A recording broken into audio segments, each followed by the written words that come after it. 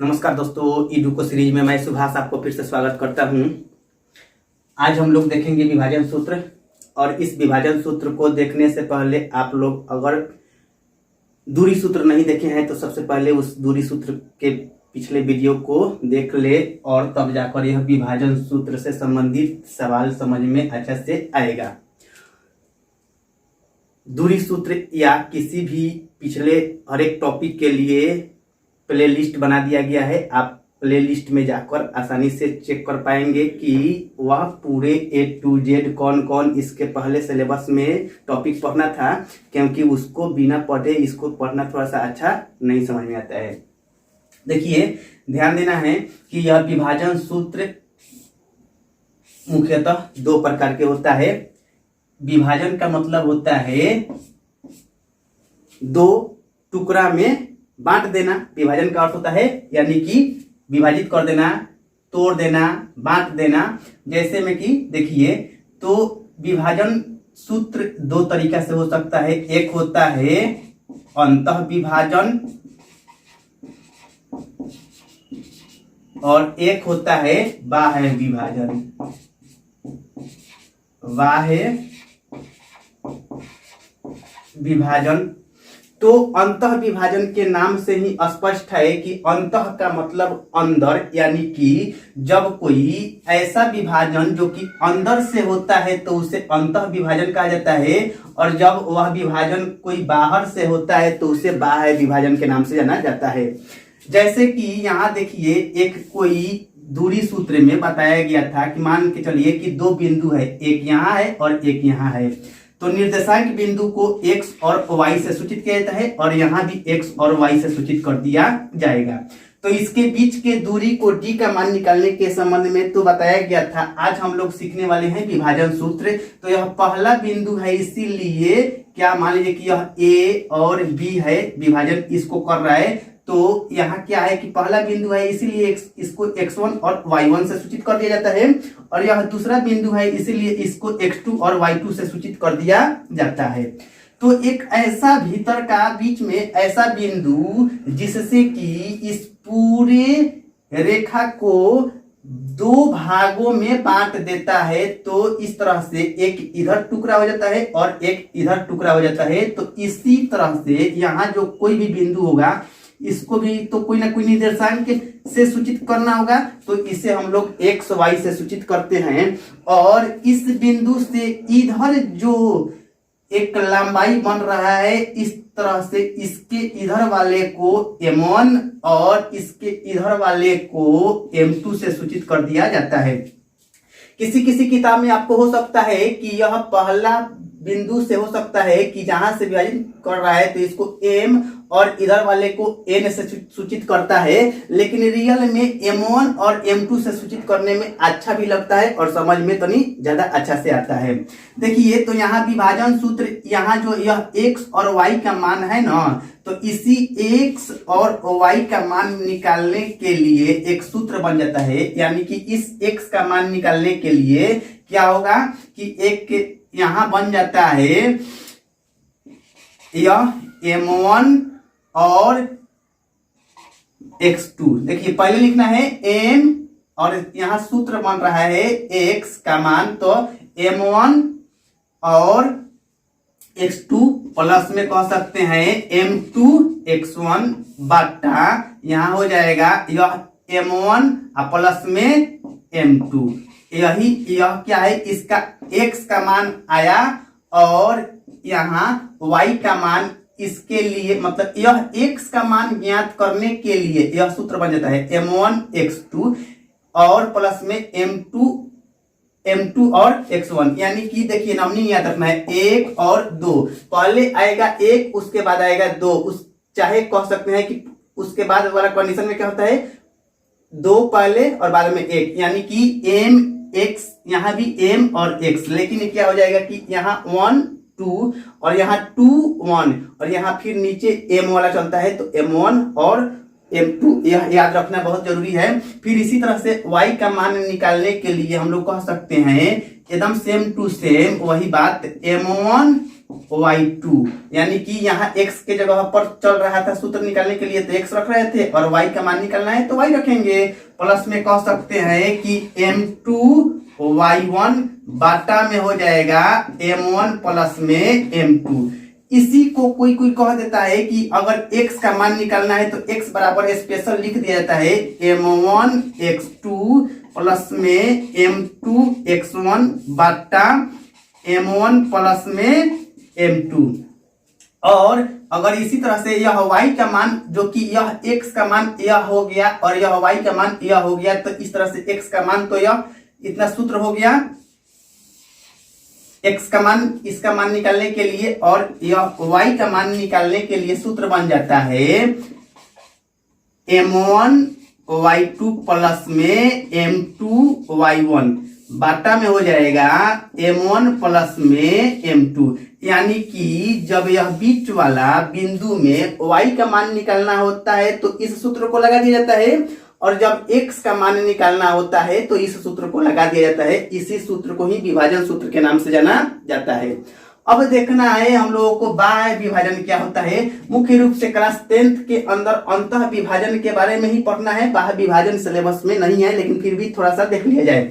क्या है कि मान के चलिए कि एक बिंदु यह है और एक बिंदु यह है तो इस बिंदु को जैसे कि हम लोग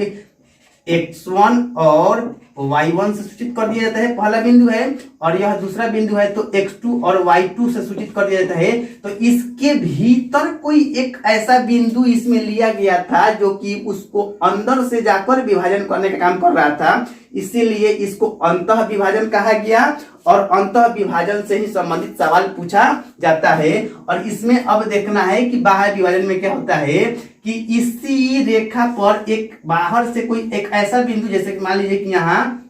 इसको हम लोग x और y से सूचित करेंगे, जैसे कि यहाँ भी कहा जाए तो x y से सूचित किया गया है, तो इसी बिंदु को अंदर ना लेकर इसको बाहर लिया गया है। तो देखिए यहाँ पहला बिंदु से लेके उस बिंदु तक के बीच के इस लंबाई को यहाँ क्या है m1 कहा गया है और यह इस बिंदु से दूसरा बिंदु के बीच के लंबाई को m2 कहा गया है। तो इसी तरह से हम लोग यह भी कह सकते हैं कि यह पहला बिंदु से लेके और उस बिंदु के बीच के लंबाई को यहाँ m1 कह दिया जाएगा और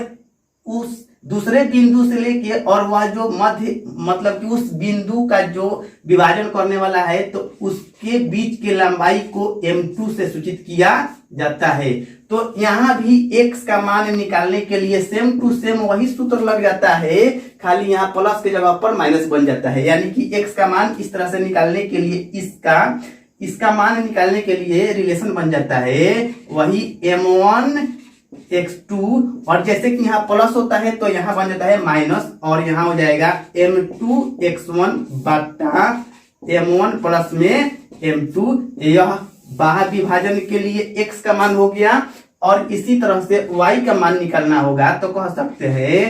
m1 x2 सॉरी यहाँ y की बात चल रहा है तो y रखा जाएगा तो m1 y2 प्लस के जगह पर यहाँ क्या होता है माइनस और यहाँ भी हो जाता है माइनस। तो क्या होगा कि y का मान निकल रहा है तो m1 y2 माइनस हो जाएगा m2 y1 बटा m1 माइनस में m2। इस तरह से यह विभाजन सूत्र में y का मान निकल गया। देखिए तो विभाजन सूत्र से संबंधित हम लोग अब एक दो सवाल बनाएंगे। इसमें सबसे पहले उदाहरण छठा जो सवाल दिया हुआ है उसमें बोल रहा है उस बिंदु के निर्देशांक ज्ञात कीजिए, उस बिंदु के निर्देशांक ज्ञात कीजिए जो दो बिंदु दे रहा है, एक यहाँ 4 और माइनस में 3 और एक और बिंदु दे रहा है 8 और 5। तो बोल रहा है उस बिंदु के निर्देशांक ज्ञात कीजिए जो बिंदु 4 माइनस 3 और 8 5 को जोड़ने वाले रेखाखंड को आंतरिक रूप से कहने का मतलब है कि अंतः विभाजन का काम हो रहा है। तो इसको हम लोग कह सकते हैं कि आंतरिक रूप से 3:1 यानी कि कह सकते हैं m1 का मान दिया हुआ है 3 और m2 का मान दिया हुआ है 1 के अनुपात में विभाजित करता है। तो इस तरह से जो सूत्र लगाया जाता है, तो यहाँ जैसे कि बताया गया है एक बिंदु इधर हो जाता है, एक बिंदु इधर हो जाता है, तो इसको x1 और y1 से सूचित किया जाता है और इसको x2 और y2 से सूचित किया जाता है। तो इसके बीच वाला जो बिंदु रहता है x और y, तो यहाँ क्या है कि इधर वाले को m1 और इधर के m2 से सूचित किया जाता है। तो यहाँ इसी x का मान ज्ञात करने के लिए, यानी कि उसी x और y का ही मान ज्ञात करने के लिए इसमें सवाल में बोल रहा है। तो देखिए x का मान ज्ञात करने के लिए x बराबर क्या हो जाता है सूत्र, तो x बराबर हो जाता है m1 x2 प्लस में m2 x1 बाटा m1 प्लस में m2। तो यहाँ m1 का मान कितना है 3 है, तो 3 बैठाया जाए और प्लस में x2, तो x2 का मान कितना है 8 है, तो इस 8 को बैठाया जाए प्लस में। फिर m2 का मान कितना है 1 गुने x1 का मान कितना है 4, तो इसको बैठाया जाएगा बाटा m1 का मान 3 और प्लस में m2 का मान कितना है 1। तो अब यहाँ 8 के 24 प्लस में 4 एकम 4 और 3 1 मिलकर हो जाएगा 4। तब यहाँ हो जाएगा यह 28 बट्टा में 4, यानी कि इसको कटाया जाएगा तो कितना हो जाएगा 7। तो इस तरह से x का तो मान आया 7। अब हम लोगों को निकालना है y का मान, यानी कि इस y का मान निकालने के लिए वही सेम टू सेम ऐसे ही सूत्र लगा दिया जाता है। जब x का मामला चलता है तो x बैठाया जाता है और y का मामला चलता है तो y बैठाया जाता है। तो अब यहाँ हो जाएगा y बराबर m1 y2 प्लस में क्या हो जाएगा m2 y1 बाटा में m1 प्लस में m2। तब यहाँ m1 का मान कितना है, m1 का मान 3 है, तो 3 गुने m2, यहाँ y2 का मान कितना है, तो यह हो गया y2। तब यहाँ यह y2 हो गया, तो y2 का मान कितना है 5 और प्लस में यहाँ m2, तो m2 का मान कितना है 1, तो m2 का मान 1 और प्लस में y1, तो y1 का मान कितना है माइनस में 3, तो इसके माइनस में 3 के मान को रख दिया जाएगा और बाटा में m1 और प्लस में m2। तब यह 5 3 15 और यह प्लस माइनस माइनस में 3 एकम 3 बाटा में यह हो जाएगा 4 और घटाने से हो गया 12 बाटा में 4, यानी कि कट के हो जाएगा 3। तो इस तरह से कहा जाएगा अतः वह विभाजन बिंदु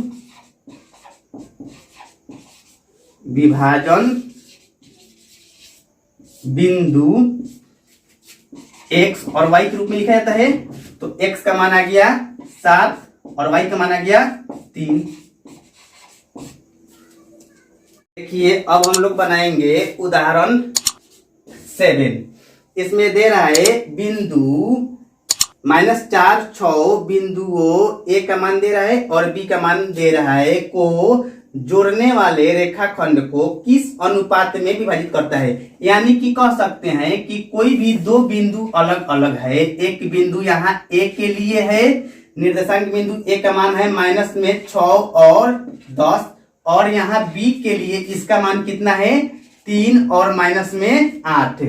तो एक अंदर इसका बिंदु है, इसका मान दिया हुआ है माइनस में 4 और 6। तो देखिए फिर से एक बार अच्छा से समझ लेना है। बोल रहा है बिंदुओं -4 6 बिंदुओं a का मान दे रहा है -6 10 और b का मान दे रहा है 3 -8 को जोड़ने वाले रेखाखंड, यानी कि यह दोनों a से लेके b तक को जोड़ने वाले रेखाखंड को किस अनुपात में विभाजित करता है। यानी कहना चाह रहा है कि यहां से इधर से यह जोड़ रहा है और यह इधर से भी जोड़ रहा है। तो जोड़ रहा है तो इधर से यानी कि m1 का मान कितना होगा और इधर से जोड़ रहा है तो यानी कि m2 का मान कितना होगा। तो इस सवाल में हम लोगों को m1 और m2 का मान ज्ञात करना है। तो देखिए क्या है कि सूत्र बैठा दिया जाए। तो सूत्र में क्या हो जाता है x का मान निकालने के लिए सूत्र वही ना होता है m1 x2 प्लस में m2 x1 बाटा m1 प्लस में m2। अच्छा एक बात ध्यान देने वाला है कि m2 x1 पहले इसको लिखकर चाहे इसको बाद में लिख देने से भी कोई गलत नहीं होता है। अब यहाँ x का मान दिया हुआ है माइनस में 4, तो इसके मान को माइनस में 4 रख लिया जाए बराबर यहाँ m1 का मान कितना है माइनस में 6 गुने यहाँ x2 का मान कितना है, x2 का मान है यहाँ 3, तो बैठा दे जाएगा 3 और प्लस में यहाँ m2 का मान क्या है कि m2 के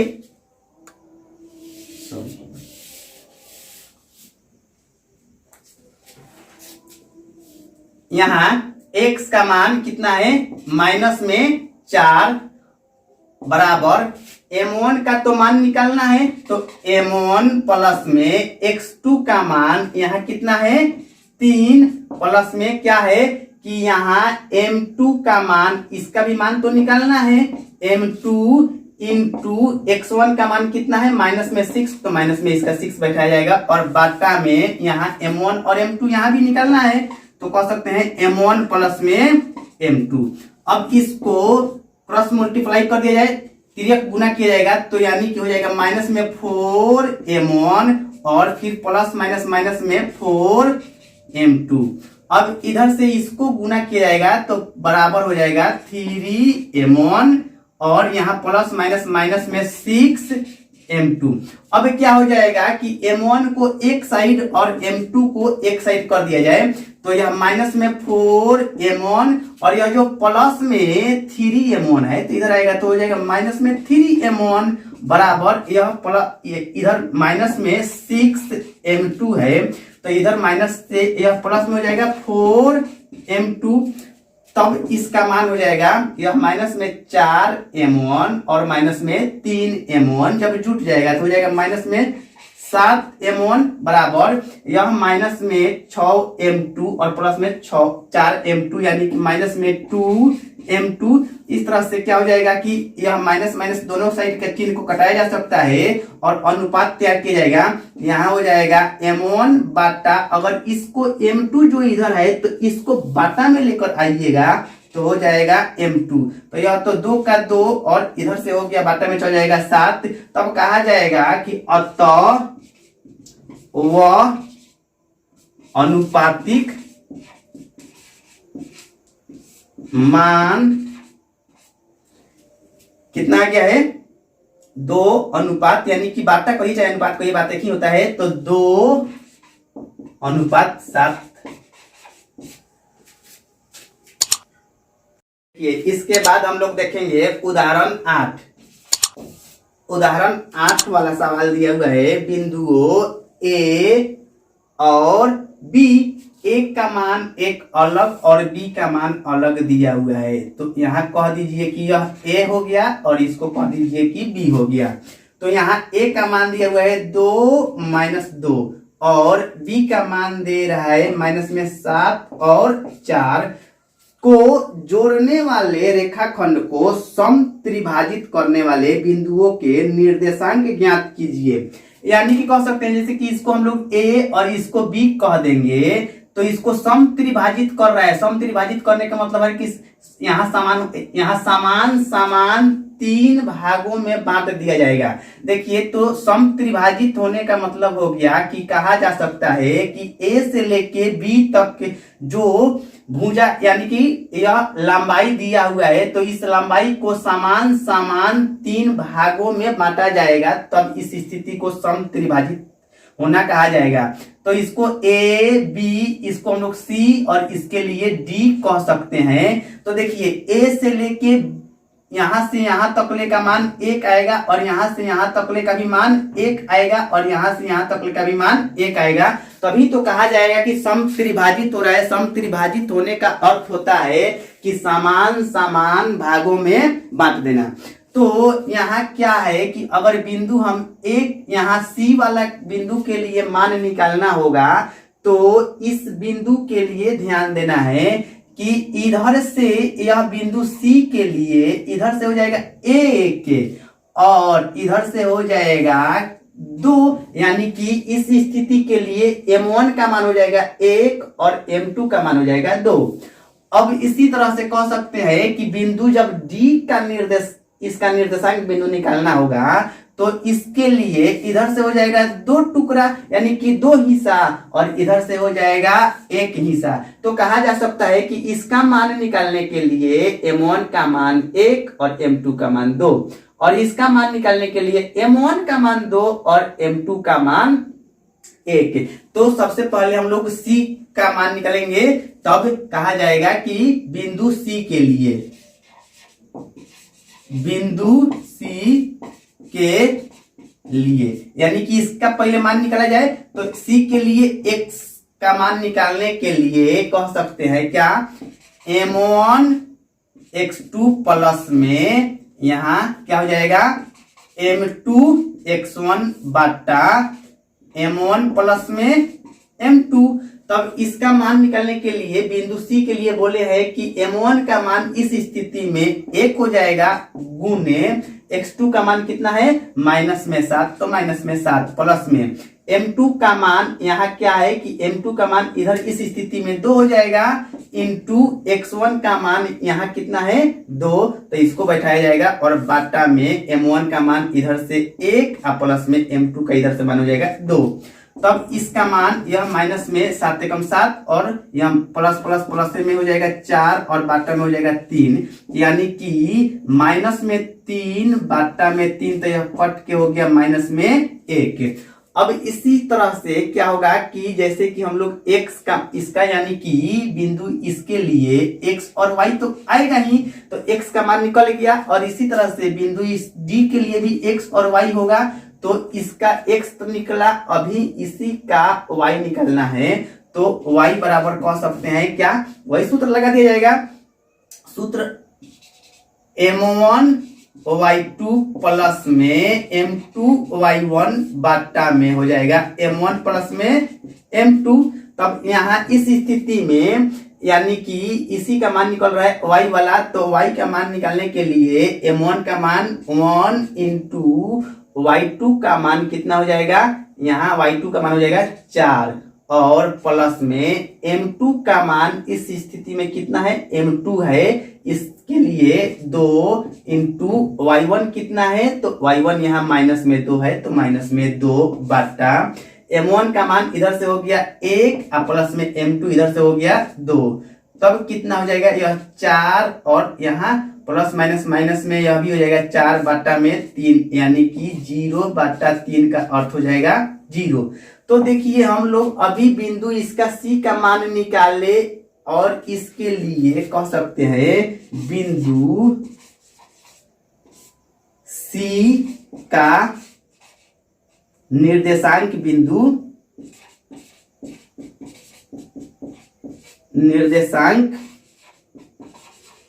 बिंदु यानी कि x और y का मान कितना आ गया माइनस में 1 और 0। अभी निकालना है बिंदु इसके लिए D का मान, तो इस D का मान निकालने के लिए यानी कि यहाँ भी x आएगा और y दोनों का मान निकालना है, तो x का मान कह सकते हैं कि बिंदु D के लिए, यानी कि अभी हम लोग जो प्रोसेस चल रहे हैं बिंदु D के लिए और इधर चले थे बिंदु C के लिए। तो यहाँ देखिए इसके लिए m1 का मान 2 और m2 का मान 1 है, तो सूत्र बैठाया जाए m1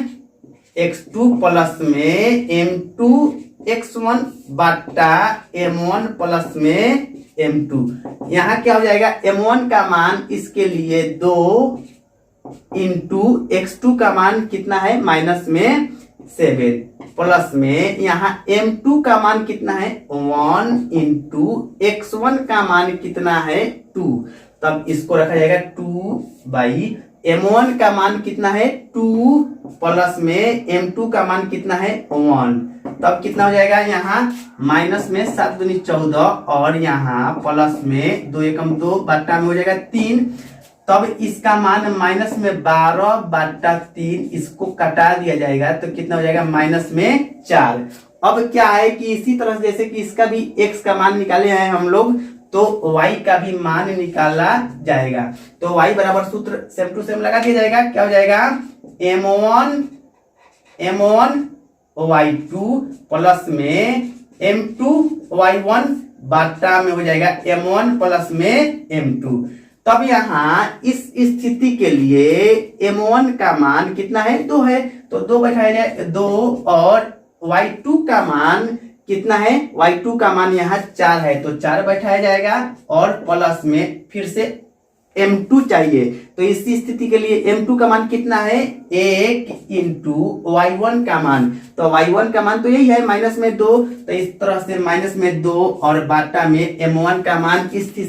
इस स्थिति के लिए 2 है और प्लस में m2 का मान कितना है, 1 है। तो इसको भी बैठाया जाएगा, तो यह 4 दूनी 8 और यह प्लस माइनस में 2 बाटा में 3, तो यह घटेगा तो हो जाएगा 6 बाटा में 3 यानी कि कट गया तो हो गया 2। तब कहा जाएगा अतः बिंदु D का निर्देशांक यानी कि x और y, इसके लिए कितना आ गया, -4 और 2। अब हम लोग देखेंगे उदाहरण 9। उदाहरण 9 में बोल रहा है बिंदुओं इतना और इतना को जोड़ने वाले रेखाखंड को y अक्ष किस अनुपात में विभाजित करती है, इस प्रतिच्छेद बिंदु के निर्देशांक भी ज्ञात कीजिए। यानी कि y अक्ष किस अनुपात में विभाजित करती है, अनुपात भी बताना है और अनुपात बताने के साथ साथ में यह भी बताना है कि इस प्रतिच्छेद बिंदु के निर्देशांक भी क्या होगा। देखिए यह y अक्ष हो गया और इस y अक्ष से जो बिंदु है दो अलग अलग, तो y अक्ष फिक्स है कि y अक्ष पर क्या होता है कि x का मान 0 होता है और y का मान कुछ ना कुछ आता है। तो यहाँ से एक इधर से कोई मान लीजिए कि एक बिंदु है और एक इधर से भी कोई एक बिंदु है, तो इस दोनों बिंदु में से यह पाइए तो 5 और -6 हो गया और इसके लिए हम लोग कह सकते हैं कि -1 और -4 दो अलग अलग बिंदु दिया हुआ है। तो इस आधार पर कह रहा है कि बिंदुओं इतना और इतना को जोड़ने वाले रेखाखंड को y अक्ष किस अनुपात में विभाजित करती है, इस प्रतिच्छेद बिंदु के निर्देशांक भी ज्ञात कीजिए। यानी कि कह सकते हैं कि इधर वाला का मान हम लोग कह सकते हैं कि m1 है और इधर वाले को कह सकते हैं कि m2 है। तो यहाँ से इस बिंदु को हम लोग A, इसको O और इसको B नाम दे दीजिए। तो इस आधार पर यह देखिए विभाजन जो सूत्र लगता है, तो विभाजन सूत्र से क्या हो जाएगा कि विभाजन सूत्र लगाने से यहाँ y x का मान 0 है तो x वाला सूत्र लगा दीजिए। x बराबर कितना हो जाता है, x बराबर सूत्र बन जाता है m1 x2 प्लस में क्या होता है m2 x1 बाटा में हो जाता है m1 प्लस में m2। तो यहाँ देखिए x के जगह पर इसका मान 0 दिया हुआ है तो इसका मान 0 रख दिया जाएगा बराबर m1 का तो मान निकालना है तो हो जाएगा m1